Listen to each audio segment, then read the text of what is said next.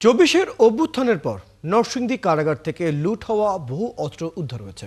অপরাধীরাও আইনের আওতায় এসেছে বলে জানিয়েছেন স্বরাষ্ট্র উপদেষ্টা লেফটেন্যান্ট জেনারেল জাহাঙ্গীর আলম চৌধুরী। বুধবার সকালে নরসিংদীর পুলিশ লাইন্সে জেলা পুলিশের অস্ত্রাগার, হাসপাতাল, রেশন সহ বিভিন্ন কার্যক্রম পরিদর্শন শেষে তিনি একথা বলেন।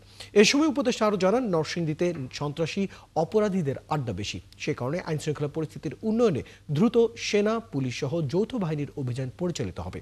পরে প্রশিক্ষণের মধ্য দিয়ে পুলিশের মান বৃদ্ধির উদ্যোগ নেওয়া হচ্ছে বলেও জানানো হয়।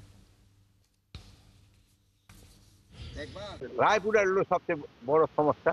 একটা চিন্তা ভাবনা করছে একটা কম্বিং অপারেশন করা, যেহেতু ওখানে সন্ত্রাসীর আড্ডা অনেক বেশি, ওখানে হাতিয়ার ঠাতিয়ার আছে, ওইগুলি যেভাবে একটা সব সেনাবাহিনী, পুলিশ, র্যাব সবাই মিলা একটা কম্বিং অপারেশন করা যায়।